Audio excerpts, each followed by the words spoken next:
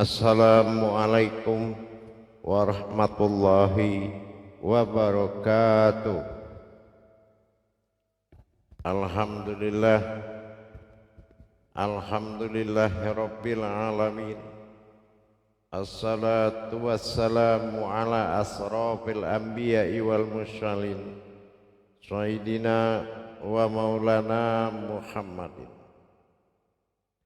Asyhadu an la ilaha illallahul malikul haqqul mubin wa asyhadu anna Muhammadan abduhu wa rasuluhu was-sadiqul wa'dal amin. Allahumma salli wa sallim wa barik wa karim ahzanul nabil karim ihdinil lazi min jamalika wa innal lazi min jalalika wa innahu min kitabika wa tahirin wal mujahidina amma ba'du ibadullah wa ittaqullah. Bersyukur kita dengan mengucapkan alhamdulillahirabbil alamin atas segala limpahan karunia rahmah dan hidayahnya, serta dengan izin dan ridhonya kita dapat menjalankan amanahnya, beramal dan beribadah zahir batin dunia dan akhirat. Bersalam kita takkan terlupakan, marilah sama-sama kita sampaikan kepada junjungan kita Nabi Allah Nabiul Akhirul Zaman Rasulullah Muhammad sallallahu alaihi wasallam. Atasnya kalimahnya kita kalamkan dengan menyampaikan Allahumma sholli ala sayyidina Muhammad wa ala alihi sayyidina Muhammad. Alhamdulillah, bertemu lagi dengan saya Guru Mursyid Syekh Nur Muhammad Buya Irwan Maulana Al-Khalidi, Pasaman, Sumatera Barat. Tentunya dalam rangka meningkatkan iman dan takwa kita, marilah kita bersama-sama berbagi ilmu dan wawasan demi kemaslahatan tercapainya ma'rifatullah kita kepada Allah Subhanahu wa taala. Dalam waktu dan pertemuan ini saya akan berbagi ilmu dan wawasan tentang rahasia siapa yang dikatakan wujud itu. Dalam pemahaman ma'rifatullah sering digunakan kata-kata wujud, wujud dan maujud. Tapi dalam pertemuan ini saya akan membahas tentang sesuatu yang paling tertinggi dari wujud, wujud maujud adalah wujud. Apa yang dikatakan wujud dan siapa yang wujud itu? Kalau kita lihat dari sisi makom wujud, makom wujud dan makom maujud. Makom wujud ini sering digunakan sebagai alam rahasia, alam tempat persembunyian di mana wujud Allah bisa berwujud siapapun, tapi tidak bisa bermaujud siapapun. Wujud adalah suatu tingkat rahasia tertinggi yang mana kalau kita melihat pada posisi titik tiga pada wujud harfiah sebagai harfiah titik tiga, pada titik atas kita namakan titik wujud. Siapa yang akan berwujud ini adalah suatu rahasia besar. Tapi di dalam pemahaman ketuhanan, di dalam pemahaman bertajali ketuhanannya aku, maka posisi wujud ini kita harus mengetahui dengan mutlak sebagai diri sifat. Dikatakan wujud adalah termasuk suatu ketunggalan wujud. Apa yang dimaksud dengan ketunggalan wujud? Setelah wujud menyatakan ada, maka timbullah wujud dari wujud itu juga. Wujud dari wujud itu juga. Wujudlah yang berwujud. Dalam kajian wujud pada Tuhan dan berwujud ketuhanan, ini adalah wujud dari wujud. Siapa wujud dari wujud? Yang pertama dijadikan oleh Allah, ia adalah zat dirinya sendiri, disebut dengan zat kunah. Siapa yang dikatakan zat kunah dari wujud itu? Yaitu mawujudnya dari wujud ini yang dikatakan wujud. Yaitu sebuah zat yang pertama sekali memuji kepada wujudnya sendiri. Wujud yang memuji ini yang disebut zat kunah. Zat kunah adalah zat yang memuji yang dikatakan zat awal. Kalau semuanya itu belum ada, yang ada hanya wujud, maka wujud dari wujud yang ada bukanlah ciptaan, tetapi wujudnya yang berdiri. Wujud dari wujud itu sendiri yang berdiri. Wujudnya ini adalah zat awal yang dia jadikan sebagai wahyu, yaitu zat awal. Nah, zat awal inilah yang disebut dengan ya, zat awal inilah yang disebut dengan Jadi yang pertama dijadikan dari seluruh yang jadi adalah yaitu zat. Disebut dengan kunnah, zat awal yang dijadikan. Zat awal yang dijadikan kunnah, inilah zat yang memuji kepada wujud awalnya. Memuji wujud awalnya ini, zat yang sangat dekat dengannya, yaitu zat wujudnya sendiri yang disebut dengan Muhammad, zat yang memuji.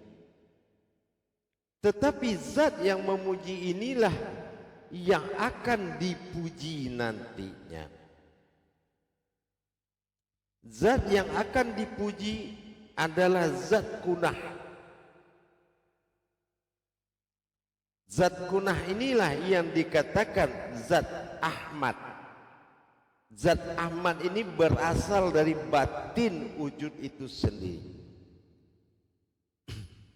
Batin wujud ini yang menjadi wujud.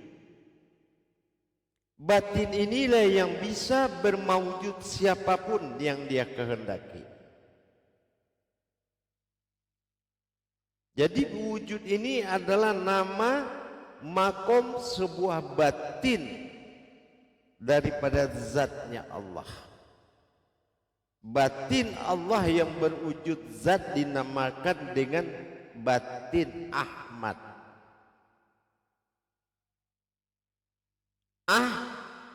Adalah alif lam lam ha Allah, dan yang batinnya dinamakan memuji yaitu Muhammad. Jadi wujud adalah sebuah batin Allah yang memuji wujudnya sendiri. Wujud berasal dari wujud itu. Wujud adalah maujud, wujudnya adalah wujud. Maujud dari wujud itu yang dikatakan wujud. Wujud adalah kunah zat awal. Dari kunah inilah ditimbulkan suatu hayat. Karena zat awal memohon kepada wujud awalnya. Apa yang dia minta? Iradah. Maka dikatakan dia meminta. Inilah yang dikatakan zat iradah. Zat iradah adalah zat awal yang meminta.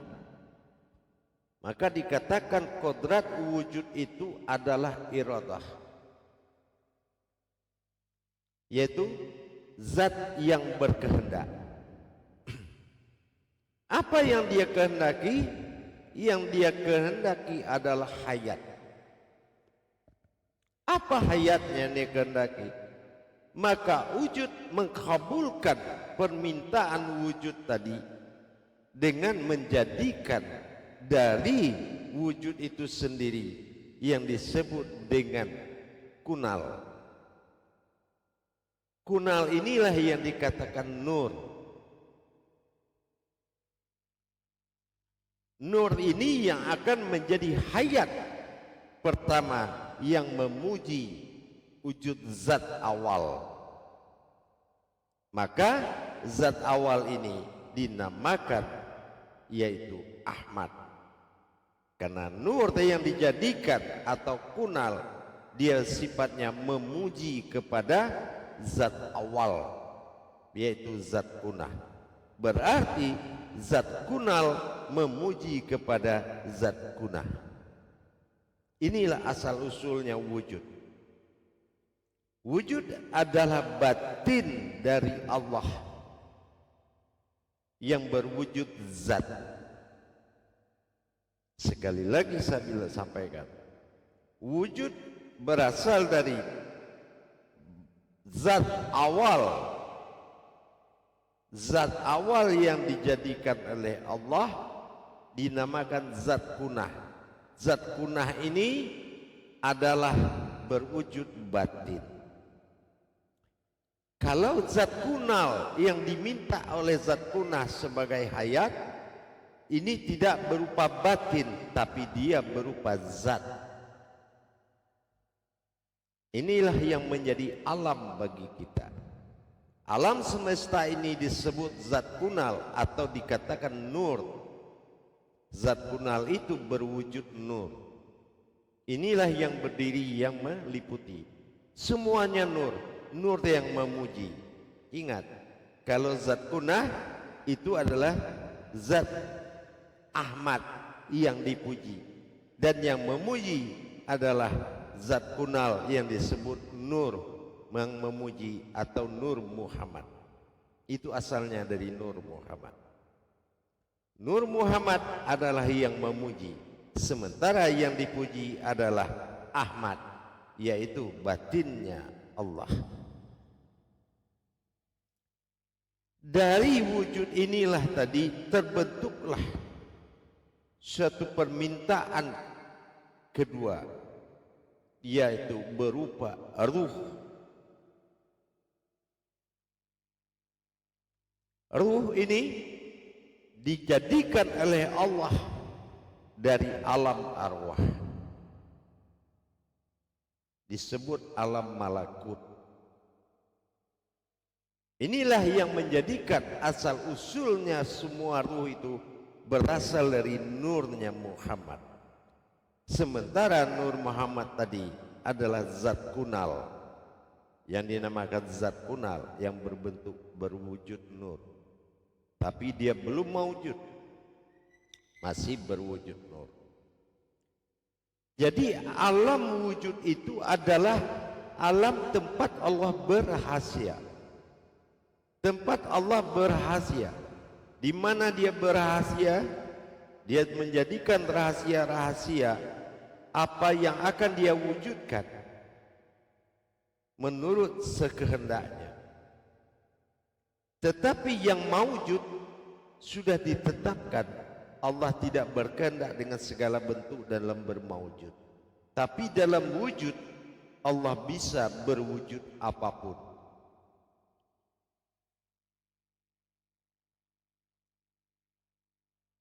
Jadi makom yang dikatakan wujud itu adalah makom rahasia tinggi, yang mana tempat bertajalinya wujud. Karena wujud adalah wujud dari wujud. Begitu wujud ada, wujud pun terjadi. Bukan wujud diciptakan wujud, tapi wujud terjadi karena wujud. Di wujud inilah terjadi permintaan. Sedikit saya ulangi. Di wujud ini terjadi permintaan pertama. Wahai wujud, berikan aku hayat. Maka Allah dalam kapasitas wujud mengambil dari wujud itu sendiri zat yang pertama dia jadikan, yaitu zat, ditariknya zat kedua dinamakan kunal. Kalau wujud yang pertama dinamakan kunah, wujud kedua sebagai alam dia jadikan, yaitu zat kunal sebagai hayat. Apa wujud zat kunal? Itulah nur. Karena nur zat kunal bersifat memuji, ini yang dikatakan Muhammad. Dan zat kunah adalah zat termulia, batin tunggalnya Allah yang berwujud zat pertama kunah. Itulah yang dikatakan Ahmad. Maka disatukan kedua kodrat tersebut. Ini yang disebutkan aras atau kekuatan. Bedanya zat kunal dia terlihat, wujudnya nur yang berupa alam, sifatnya nur yang memuji. Kunal dinamakan Nur Muhammad.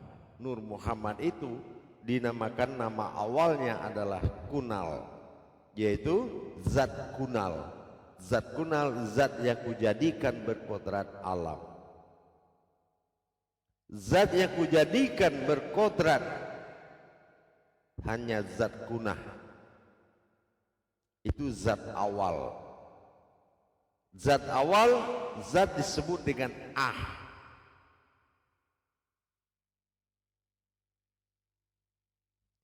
Jadi wujud daripada zat kunal adalah nur yang disebut nur yang bertasbih. Kalau dulu tidak ada ya Allah ya Allah, yang awalnya nur itu disebut zat kunal itu dengan tasbihnya ya nuru ya nuru ya nuru, nur yang memuji. Nur yang memuji inilah dia meminta ruh hidup kepada nur, kepada zat kunal, kepada zat kunah. Ternyata zat kunah menjadikan ruh dari zat kunal atau Nur Muhammad itu sendiri. Inilah yang menjadi hayat pada alam. Tetapi yang menjadi Nur Muhammad, seluruh an-nazir alam ini adalah Nur Muhammad. Pohon itu Nur Muhammad, batu itu Nur Muhammad. Semua yang terlihat zahir, air, api, angin, tanah itu Nur Muhammad. Kodratnya zat kunal. Hayat ruh yang terkandung di dalam itu, itulah yang menjadi hayatnya alam. Itu dinamakan ruh. Ruh pohon ada, ruh batu ada, semua pakai ruh sampai ke hewan.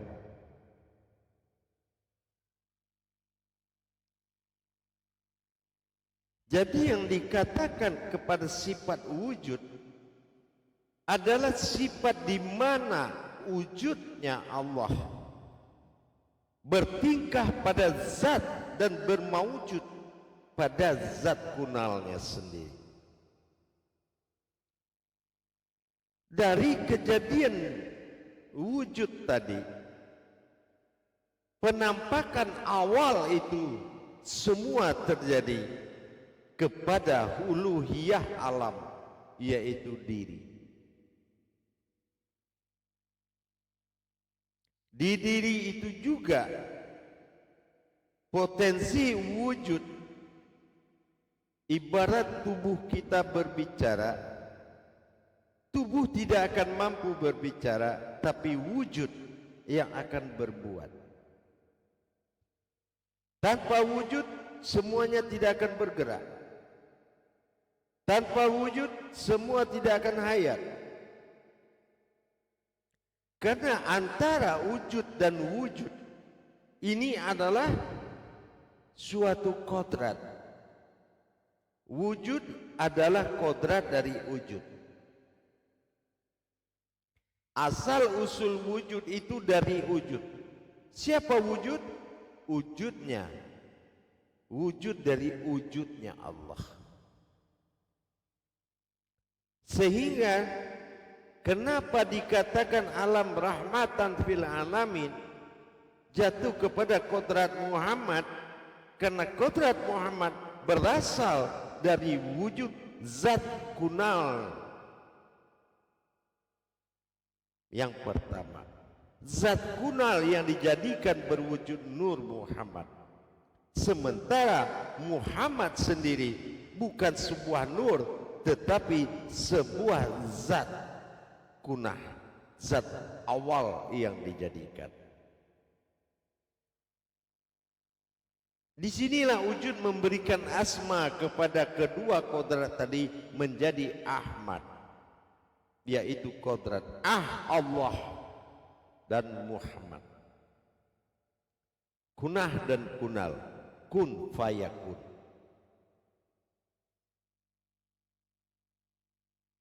Penciptaan kejadian dua kodrat tadi ini uluhiyahnya dari wujud yang berdiam di dalam wujud. Makanya makom tertinggi dari kajian wujud, maujud dan wujud adalah wujud. Karena wujud tempat Allah bertingkah dan bersembunyi, tempat Allah berrahasia. Ini yang dikatakan wujud.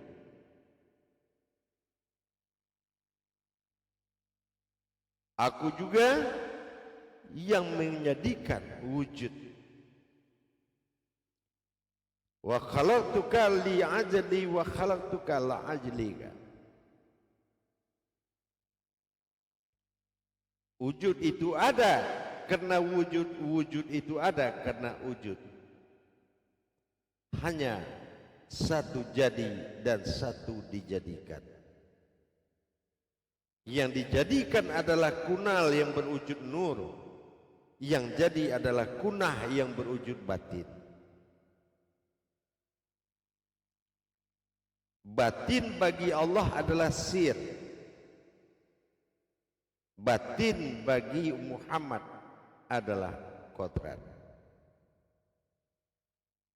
Jadi alam ini disebut dengan kunal. Zat pada alam inilah yang dikatakan nur. Jadi asal usul dari nur itu adalah kunal, yaitu zat yang dinobatkan kepada aras, namanya nur.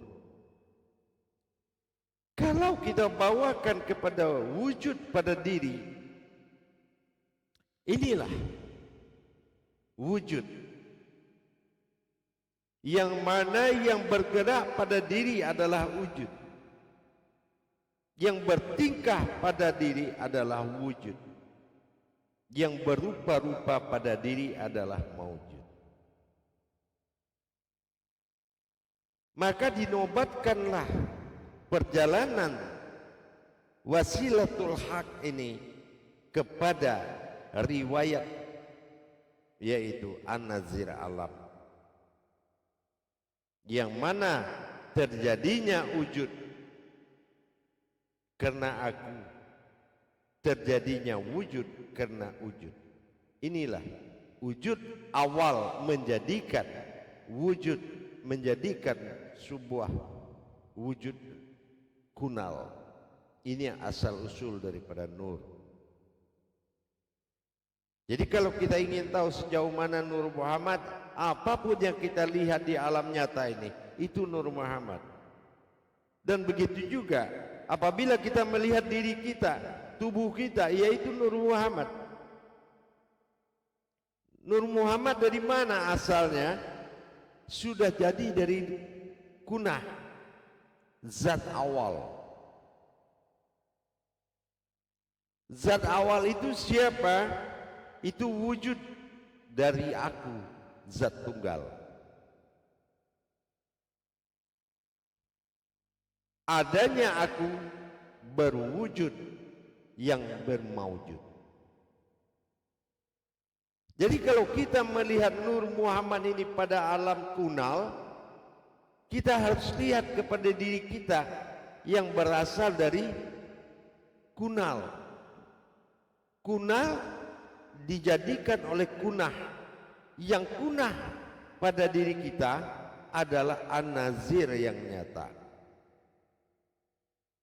Itu zat awal dari diri kita adalah kodrat Muhammad.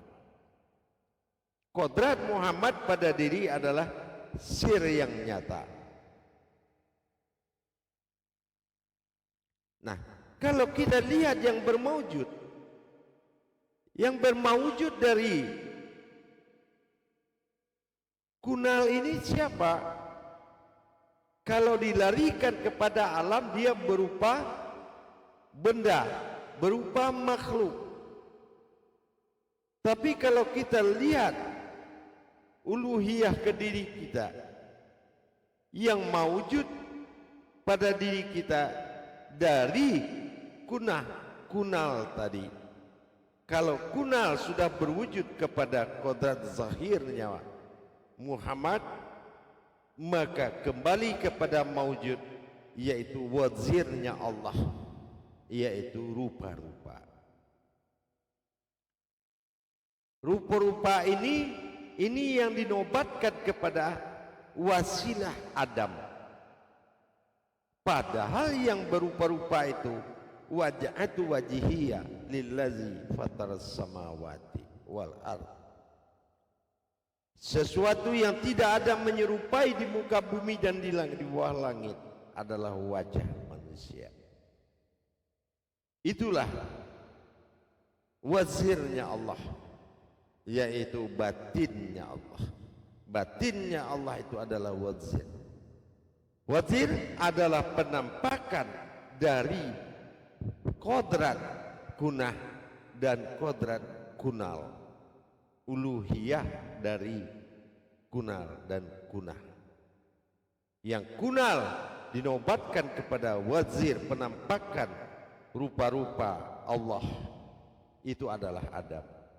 Dan zahirnya Allah diwujudkan kepada kodrat kunah, yaitu Muhammad, jasad yang terlihat tapi belum berbentuk.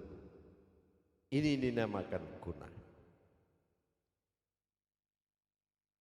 Dan wujud daripada keduanya adalah himpunan seluruhnya dari hayatnya total. Adanya wajah tanpa hayat tidak bisa. Adanya tubuh tanpa hayat tidak bisa. Maka disinilah Allah memberikan suatu kekuatan wahyu, yang mana sir dari keduanya ini adalah kodrat nyata wujud ada. Adanya kita menyatakan adanya wujudnya Allah. Inilah yang dikatakan wujud. Jadi yang menjadi sifat ketuhanan, yang menjadi Rob untuk umat, untuk alam, untuk isinya, yang mengatur semuanya adalah Rob kekuasaan. Inilah wujud. Jadi barang siapa yang berdiri pada makom wujud, dia adalah khalifahnya Allah. Dia adalah hayatnya seluruh alam. Karena apa? Karena Allah menjadikan zat pertama ini yang dikatakan sebuah wujud. Karena zat ini adalah Allah. Alif lam lam ha, Allah. Allah adalah makom zat Maka disinilah adanya bersifat keumatan juga Allah dan bersifat ketuhanannya pada makomnya. Maka sulit bagi sebuah maujud menilai mana yang Allah, mana yang Muhammad. Ini yang dikatakan batin. Kalau seseorang sudah tidak mampu mengimani adanya Allah, dia boleh mengimani adanya Muhammad. Kalau dia tidak mampu melihat Allah, dia boleh melihat Muhammad. Sayyidina Muhammad, aku menjadikan wujudku Muhammad. Kalau sudah berwujud Muhammad dalam makom berarti Sayyidina Muhammad, ada keakuan Allah dalam kalam Muhammad. Dan Muhammad mewariskan zahir batinnya kepada maujud. Ini yang perpaduan antara wajah batinnya Allah dengan kodrat Muhammad zahir diwujudkan dalam kodrat Adam. Adam artinya sebuah makom. Makom wazir, makom yang berupa-rupa. Ini yang dikatakan ketuhanan. Maujud tidak mampu menyatakan ketuhanan, tetapi wujud berahasia oleh wujud. Disinilah tajali ketuhanan itu terjadi. Bahwasanya zat pertama itu terjadi adalah Muhammad. Dan setelah dijadikan hayat kunal, maka Muhammad zat yang memuji kembali kepada yang memuji zat awal Ahmad. Ahmad adalah batin dari ketunggalannya, dan Allah adalah wujud dari Muhammad. Makanya dikatakan Allahumma sholli ala sayyidina Muhammad.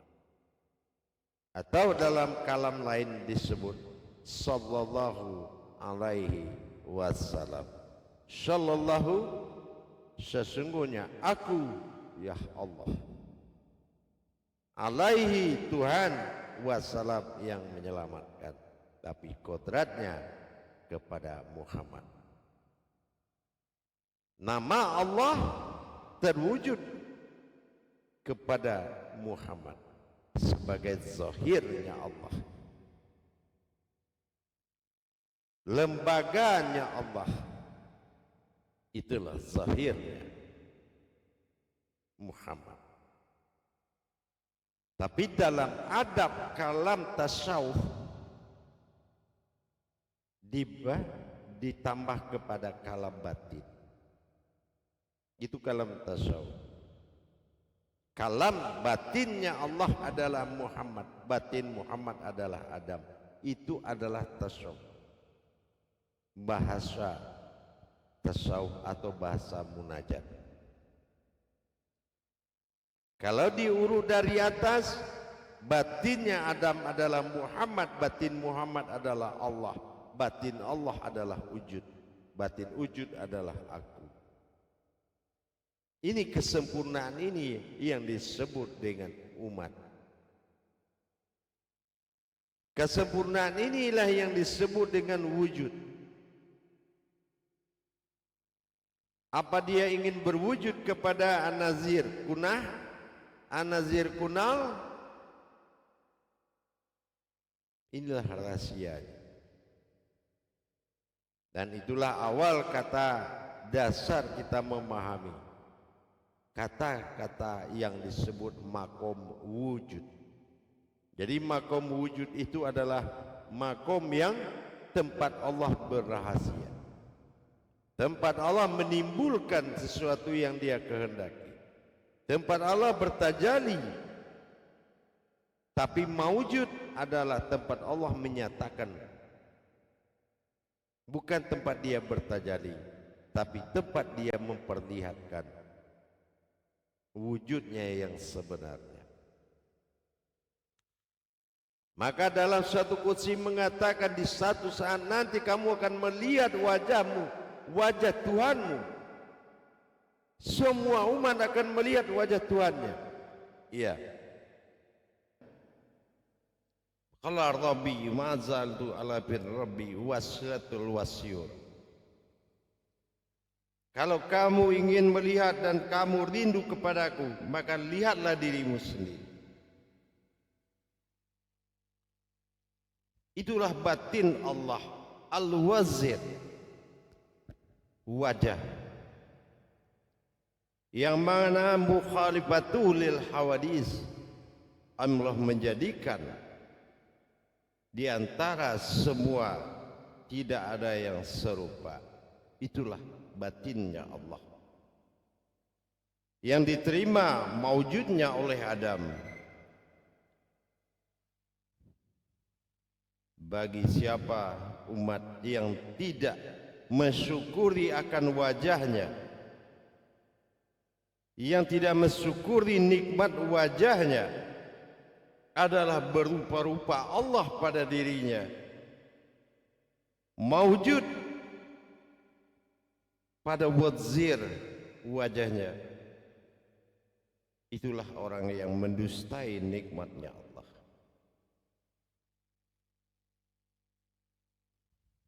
Itulah wujud,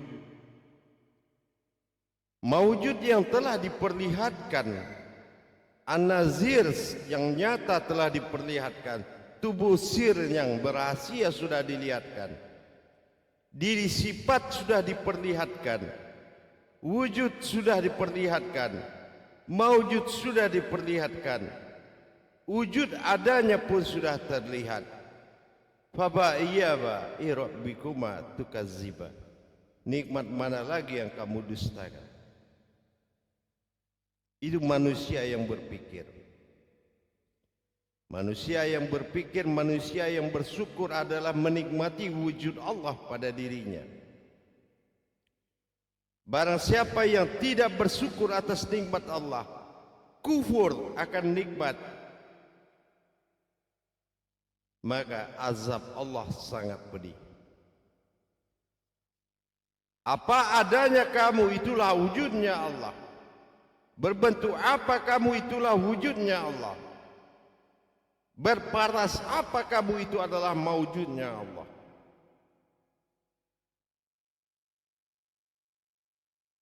Sir batin kodrat wujud dan rahasia adalah kodrat manusia, kodrat Allah semata. Itulah wujud. Jadi kodrat wujud yang ada adalah kerahasiaan yang dimana makom tajalinya wujud itu adalah maujud.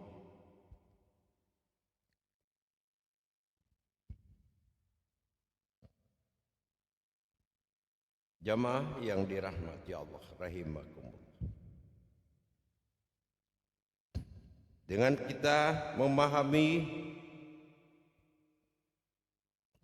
wujud-wujud Allah, maujudullah,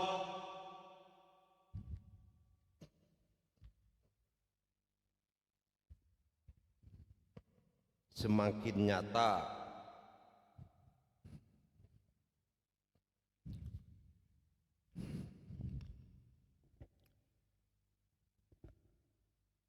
insyaallah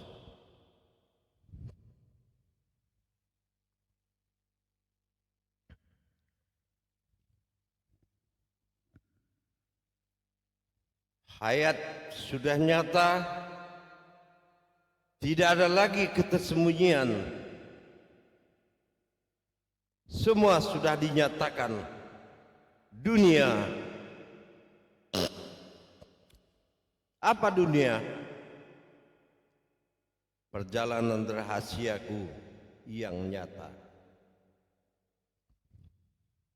Dal perjalanan, alif domah rahasia.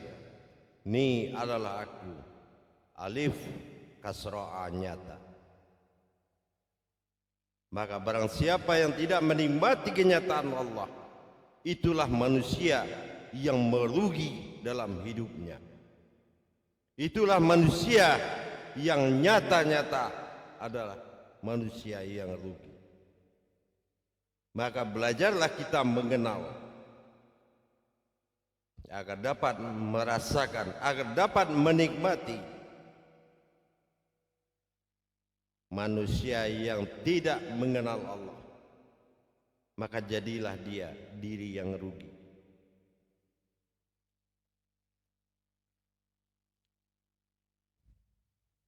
Insya Allah, mudah-mudahan bisa menjadi sebuah peringatan bagi kita untuk memahami tentang wujud yang bermaujud pada diri kita. Insya Allah. Mudah-mudahan bisa bermanfaat buat kita bersama, agar jangan lagi kita mencari persekutuan, agar kita berhenti mencari persekutuan Allah dengan membawa wujudnya, belajar kepada hal-hal yang bersekutu.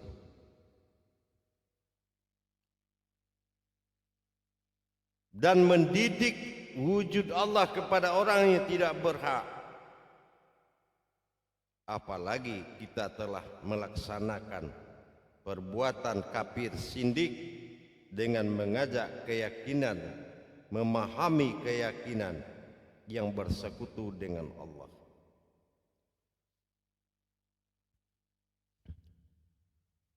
Ingat, apabila kita merasa mencari, maka berhentilah, karena yang mencari itulah yang dicari. Mudah-mudahan bisa bermanfaat, insyaallah. Akhirul kalam, wabillahi taufiq wal hidayah. Wassalamualaikum warahmatullahi wabarakatuh.